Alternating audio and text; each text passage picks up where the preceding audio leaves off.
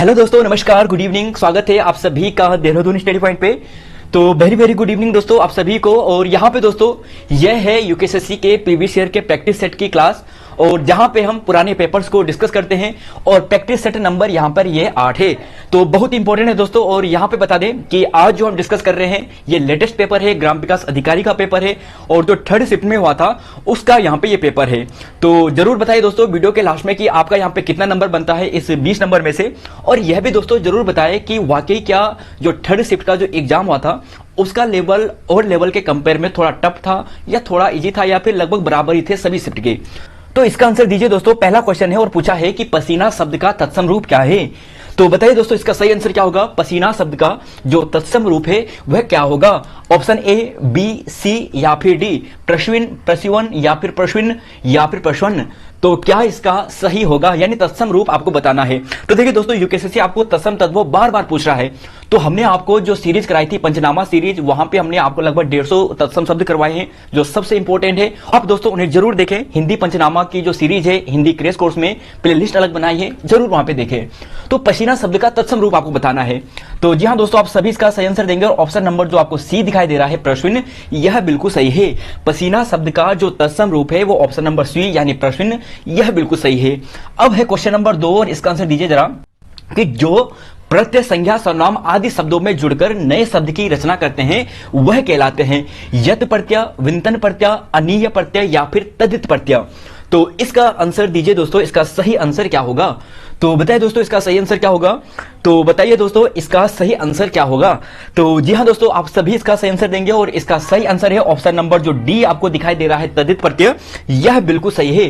देखिए दोस्तों कल की क्लास में भी थोड़ा डिस्कस किया था, और वही जरा आप यहाँ पे थोड़ा देख लीजिए। जैसे प्रत्यय हो गया, तो हमने बताया था कि प्रत्यय दो प्रकार के होते हैं, है ना। एक होता है कृदंत और एक होता है तदित। कृदंत यानी जो क्रिया के अंत में लगने वाले जो प्रत्यय होते हैं उन्हें क्या कहते हैं, कृदंत प्रत्यय कहते हैं। यानी ये ग्राम विकास अधिकारी का जो सेकंड शिफ्ट हुआ था वहां पे पूछा गया था, और थर्ड शिफ्ट में तदित प्रत्यय से पूछा गया था। तो संज्ञा, सर्वनाम, विशेषण के पीछे जो शब्द लगते हैं, जो प्रत्यय लगते हैं, उसे तदित कहते हैं। आप यहाँ पे देख सकते हैं, जैसे संपेरा हो गया, संपेरा में एरा शब्द जुड़ा यानी एरा प्रत्यय जुड़ा। और सांप की बात करें तो सांप क्या है, यहाँ पे सांप एक संज्ञा शब्द है। तो संज्ञा के पीछे जब प्रत्यय लगे तो वह तदित प्रत्यय होता है, और इसका सही आंसर आप सभी ने दे दिया है। अब है क्वेश्चन नंबर 3, और इसका आंसर दीजिए जरा कि परिचर्य शब्द का पर्यायवाची क्या होगा। तो पर्यायवाची शब्द बताइए दोस्तों, क्वेश्चन नंबर 3 का राइट आंसर क्या होगा। परिचर्य शब्द का जो पर्यायवाची शब्द है दोस्तों वह क्या होगा। सेवा होगा, तृष्णा होगा, श्रद्धा होगा या फिर मेधावी होगा। तो इसका सही आंसर क्या होगा दोस्तों, बताइए जरा इसका सही आंसर क्या होगा। तो हाँ दोस्तों, इसका सही आंसर जो आपको मिलेगा वो ऑप्शन नंबर जो ए है यानी सेवा, यह बिल्कुल सही है। परिचर्या की बात करें तो इसका जो पर्यायवाची शब्द है वह होता है सेवा। तो ऑप्शन नंबर ए बिल्कुल सही है। अब है क्वेश्चन नंबर 4, और इसका आंसर दीजिए जरा कि आदि से अंत तक के लिए एक शब्द का प्रयोग कीजिए। तो एक शब्द के आपको बताना है कि एक शब्द में क्या कहते हैं आदि से अंत तक के लिए। अक्षरशः, आदि, अंत, आद्योपांत या उपयुक्त में से कोई नहीं। तो बताइए दोस्तों इसका सही आंसर क्या होगा। Option A, option B, option C या फिर उपयुक्त में से कोई भी नहीं। तो बताइए दोस्तों इसका सही आंसर क्या होगा। तो जी हाँ दोस्तों, इसके सही आंसर की बात करें तो आप सभी जाएंगे ऑप्शन नंबर सी पे। आद्योपांत बिल्कुल सही है, यानी ऑप्शन नंबर जो सी है वो बिल्कुल सही है। अब देखिए दोस्तों यहाँ पे कुछ वाक्यांश के लिए एक शब्द है जो हमने आपको जो पंचनामा की सीरीज है उत्तराखंड क्रैश कोर्स का वहां पे डिस्कस कराया था। एक बार जल्दी जल्दी देख लीजिए कि जैसे जो अपने कर्तव्य से निश्चय ना कर सके, यानी जो व्यक्ति अपने कर्तव्य का निश्चय ना कर सके उसे कृतंतव्य मूढ़ कहते हैं। यानी अपने कर्तव्य का निश्चित ना कर पाना उसे कृतंतव्य मूढ़। जो अभी अभी उत्पन्न हुआ हो उसे सदैव प्रसूत कहते हैं। पर पुरुष से प्रेम करने वाली महिला या नायिका उसे परकीय कहते हैं। राह मार्ग में किया जाने वाला भोजन तो उसे पाथेय कहते हैं। जो मांस ना खाता हो वह निरामिष। जहां खाना मुफ्त में मिलता हो सदावर्त। जो शीघ्र ना पचे, तो जो शीघ्र ना पचे उसे गरिष्ठ कहते हैं। थोड़ा अलग है, इसे जरूर याद कीजिए कि जो शीघ्र ना पचे यानी गरिष्ठ हो गया।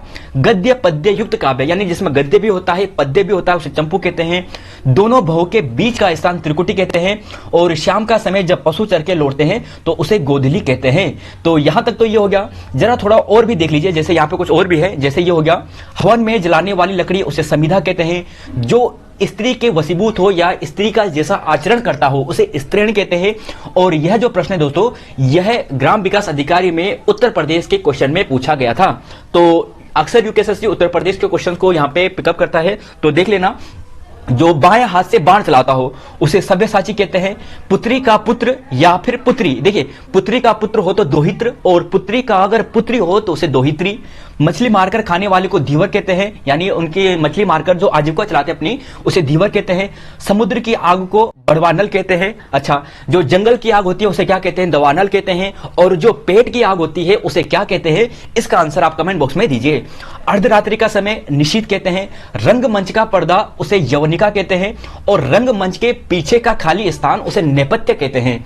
और लास्ट यहां पे देखिए कि एक बार को बार बार दोहराना उसे पृष्ठ पेषण कहते हैं। तो यहां तक तो ये हो गया है। अब बात करते हैं अगले क्वेश्चन नंबर 5 पे, और इसका आंसर दीजिए कि आर्य भाषा परिवार में शामिल नहीं है। तो बताए दोस्तों, आर्य भाषा परिवार में कौन सा शामिल नहीं है? प्राकृत, मंडारिन यानी चीनी, फारसी या फिर वैदिक संस्कृति। तो वैदिक संस्कृति तो होगा ही, क्योंकि आर्य संस्कृत से ही बना है। तो बिल्कुल ऑप्शन नंबर तो डी होगा। फारस भी होगा, मंडारिन नहीं होगा। तो ऑप्शन नंबर दोस्तों जो बी है, यानी यह गलत है, यानी जो मंडारिन है यह शामिल नहीं है। तो क्वेश्चन नंबर 5 हो गया। क्वेश्चन नंबर 6 पूछा है कि बच्चों को तेज बुखार था, इस वाक्य में किस क्रिया का प्रयोग हुआ है? तो देखिए एक चीज तो आपने देखी है, सकर्मक, अकर्मक। तो देखिए दोस्तों, अकर्मक का ही प्रकार होता है पूरक, और इसका आंसर बताइए जरा कि बच्चों को तेज बुखार था, इस वाक्य में किस क्रिया का प्रयोग हुआ है? तो देखिए अगर आप यहां पे क्रिया खोजोगे तो आपको मिलेगी नहीं, तो क्रिया नहीं मिलेगी, तो इसका मतलब एक कर्म नहीं होगा। ऑप्शन नंबर जो बी है यानी पूरक क्रिया, यह इसका बिल्कुल सही होगा। तो क्वेश्चन नंबर 6 इसका right answer option number B. अब है क्वेश्चन नंबर 7, और इसका आंसर दीजिए कि लोकोक्ति किस भाषा का शब्द है? तो बताइए दोस्तों क्वेश्चन नंबर 7, और क्वेश्चन नंबर यहां पे 8 आपको पूछा है कि लहरें व्योम चूमती उड़ती पंक्ति में अलंकार। तो इन दोनों क्वेश्चंस का जो सही आंसर है वो बताइए, क्वेश्चन नंबर 7 और क्वेश्चन नंबर 8। तो बताइए दोस्तों इसका सही आंसर क्या होगा? लोकोक्ति किस भाषा से है? हिंदी से है, अरबी से है, संस्कृत से है या फारसी से है? तो अरबी से तो बिल्कुल भी नहीं है, और फारसी से बिल्कुल भी नहीं है। तो देखिए दोस्तों इसका जो सही आंसर है ऑप्शन नंबर सी, यानी संस्कृत भाषा से लोकोक्ति। और क्वेश्चन नंबर 8 की बात करें कि लहरें व्योम चूमती उड़ती है, तो इसमें जो अलंकार दोस्तों आपको दिखाई देगा वे ऑप्शन नंबर ए, यानी अतिशयोक्ति अलंकार दिखाई देता है। अतिशयोक्ति का मतलब दोस्तों आप सभी जानते हैं, अतिशयोक्ति यानी जहां पर बहुत बड़ा चढ़ाकर लिखा जाता है कि लहरें इतनी उड़ती है कि आकाश को चूमती है, तो यह तो पॉसिबल नहीं है, यह क्या है? अतिशयोक्ति है, यानी ऑप्शन नंबर ए इसका बिल्कुल सही है। अब देखिए दोस्तों यहां पे, जैसे यहां पे बात करते हैं दृष्टांत अलंकार की, तो दृष्टांत अलंकार किसे कहते हैं? यानी जहां किसी बात को स्पष्ट करने के लिए किसी उदाहरण द्वारा समझाया जाता है, तो वहां पर क्या होता है? वहां पर दृष्टांत अलंकार होता है। तो इन अलंकारों की दोस्तों आप परिभाषा भी याद करना, और एक एक दो जो इंपॉर्टेंट एग्जाम्पल होते हैं वह भी आप जरूर याद करना। तो दृष्टांत अलंकार आप यहां पे देख सकते हैं, जैसे जो रहीम उत्तम प्रकृति का, कर सकत कुशंग, चंदन विश्व व्याप्त नहीं, लिपटे रहत भुजंग। तो पहली लाइन ये लिखते हैं और उसी लाइन को उदाहरण के द्वारा दूसरी लाइन से समझाया जाता है, तो इसे कहते हैं दृष्टांत अलंकार। यहीं पर संदेह अलंकार की बात करते हैं। तो देखिए दोस्तों, जहां पर अति सादृश्य के कारण जो उपमेय उपमान होता है उनमें क्या बनी रहती है? अनिश्चितता बनी रहती है, तो वहां पर संदेह अलंकार होता है। और इसका एक बहुत ही प्रसिद्ध एग्जाम्पल है जो बार बार पूछा जाता है कि साड़ी बीच नारी है या नारी बीच साड़ी है। तो कुछ इस प्रकार का एक एग्जांपल है जो बार बार पूछा जाता है, किसका है? तो वो संदेह अलंकार का है। प्रतीप की बात करते हैं, तो देखिए प्रतीप का मतलब होता है दोस्तों उल्टा। तो यहां पे क्या होता है कि जहां उपमेय का कथन उपमान के रूप में तथा उपमान का कथन उपमेय के रूप में प्रयोग किया जाता है, वहां पे प्रतीप अलंकार होता है। तो इनकी परिभाषा देखना अक्सर पूछा जाता है। अब जरा दोस्तों यहाँ पे कुछ जो उदाहरण है, जैसे फारसी भाषा के कुछ एग्जाम्पल है, इन्हें देख लीजिए। थोड़ा अरबी भाषा के भी चेक करेंगे, जैसे कल की क्लास में भी हमने डिस्कस कराया था, और आपको अब याद हो जाएगा जब आप दोबारा रिवाइज करोगे कि खूबसूरत गुलाबों की अदा पर फारस का जो नमक कारीगर है वो उस्ताद गफ्फार, वो क्या होता है? पिघल जाता है, उसे शादी कर लेता है।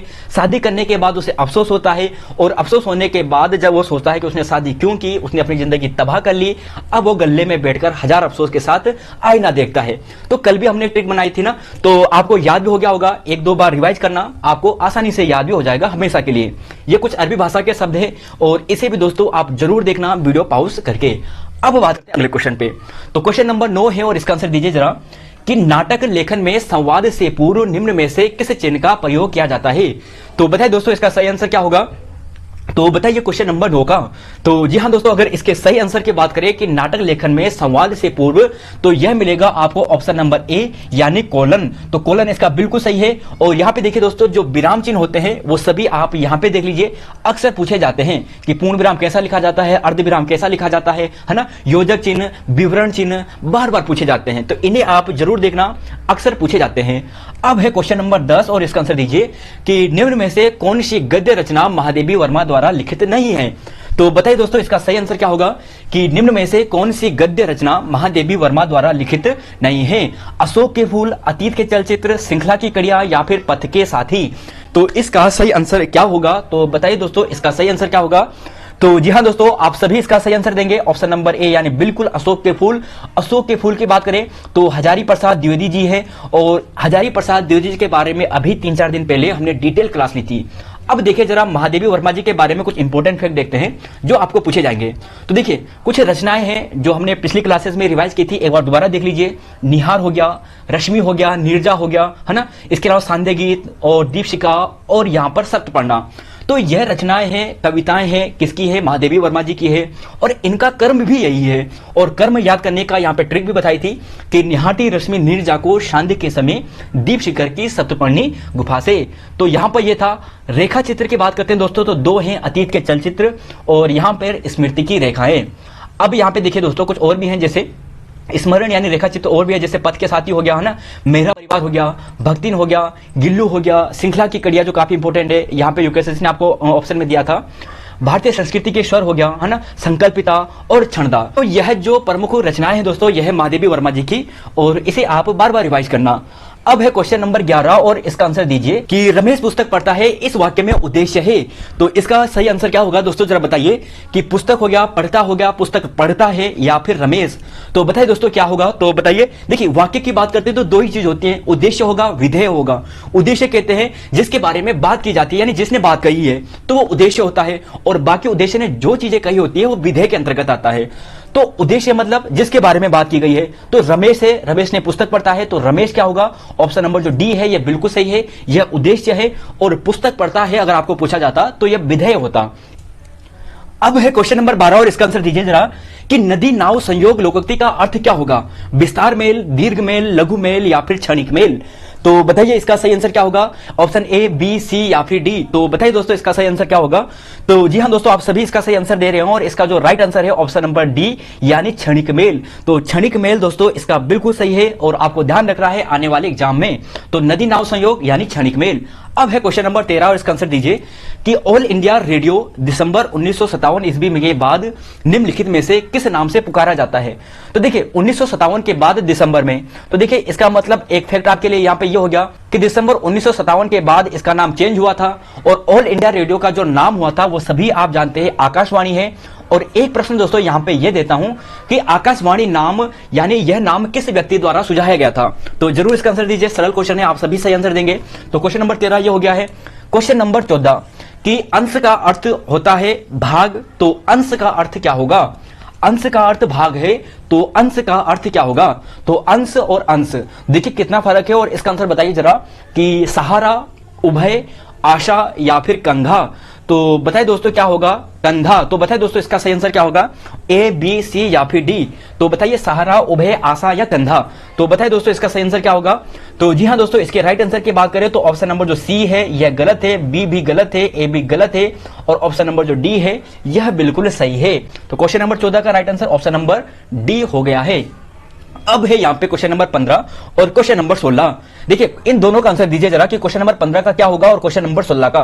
देखिए ग्राम विकास अधिकारी का पेपर है, और ठीक पेपर था, अच्छा पेपर था। बताइए जरा इसका सही आंसर क्या होगा? क्वेश्चन नंबर 16 और क्वेश्चन नंबर 17 कि ज्योत्सना, सीधा साधा, गुरु और प्रज्वलित।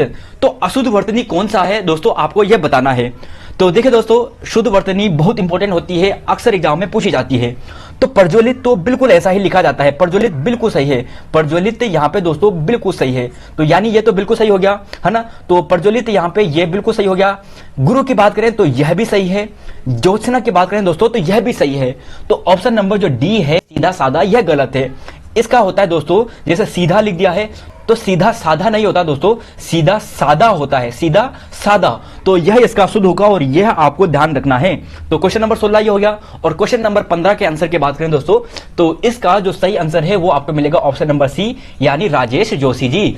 तो यहां तक तो यह हो चुका है, और राजेश जोशी जी के बारे में भी हमने आपको पढ़ाया था। और इन फैक्टों को जरा एक बार दोबारा जल्दी जल्दी देख लीजिए कि 18 जुलाई 1940 को जन्म हुआ था मध्य प्रदेश के नरसिंहगढ़ में, है ना। एग्जाम दृष्टि की बात करें तो भूमिका, कल्पतरु यह भी, और मायूसकी की जो रचना थी पतलून पहना बादल, इसका इन्होंने अनुवाद करवाया था। काव्य संग्रह की बात करेंगे तो एक दिन बोलेंगे पेड़, मिट्टी का चेहरा, नेपथ्य में हंसी और दो पंक्तियों के बीच में। और यहीं पर दोस्तों दो पंक्तियों के बीच की बात करें तो इसके लिए 2002 में साहित्य अकादमी पुरस्कार दिया गया था। तो वेरी इंपॉर्टेंट फैक्ट है ये। और एनसीईआरटी में एक बहुत ही प्रसिद्ध रचना है इनकी, बच्चे काम पर जा रहे हैं। तो बहुत ही मार्मिक और बहुत ही अप्रतिम रचना है बच्चे काम पर जा रहे हैं, राजेश जोशी जी की। तो ध्यान रखना दोस्तों, यहां पर ये हो गया और काफी इंपॉर्टेंट है।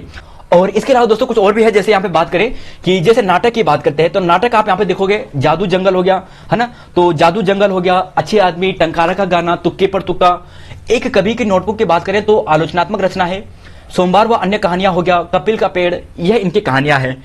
कविताएं की बात करते हैं दोस्तों जो काफी प्रसिद्ध है, समर गाथा। देखिए समर गाथा को स्पेशल ध्यान रखना, ये काफी इंपॉर्टेंट है। चांद की वर्तनी, ये भी काफी लंबी है।